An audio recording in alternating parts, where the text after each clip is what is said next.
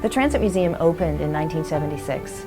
It was the year of the United States bicentennial, and there was a group of employees at Transit that wanted to show how the creation of the New York City subway system was really one of the country's great engineering accomplishments. And so they opened the museum in a decommissioned subway station in downtown Brooklyn with the intention that it would stay open until Labor Day. But in fact, we've never closed. We've been open well over 30 years now. The topic of mass transit is something that everyone relates to. Everyone in New York and almost everyone who visits New York uses mass transit, whether it's commuter railroads, subways, buses, or driving a car over one of our bridges. It is the great equalizer, the great common denominator of New York City. And so we have a museum that everyone feels comfortable in. Because the museum is about its programming.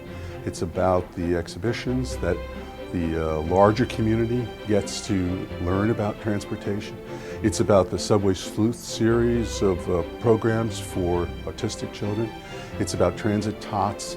It's about the fact that the museum reaches such a large audience of all age groups that I find really fascinating and important, and for me makes me personally want to support the museum. And what the museum does so well is it looks at the people who have accomplished this over the years. It looks at and documents the projects that have been completed over the decades, and it addresses and tells the story of the technologies that have been used on the transit system. And finally, it looks at and documents the policies and investment strategies that have allowed the system to continue to grow from the current 5-year capital plan strategy back to the original private investment in the early part of the century.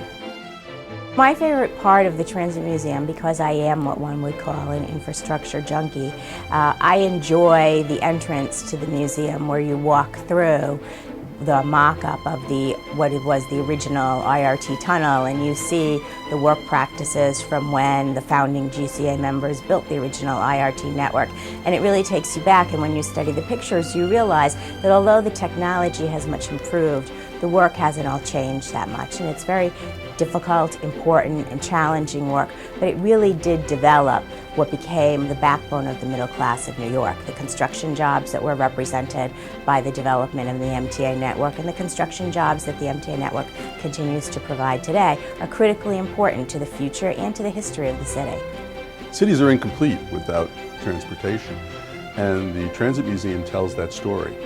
It's important to know that the Transit Museum is recording this and sponsoring programs for discussion about where we were and where we will be going in the future, and the development of sustainable communities.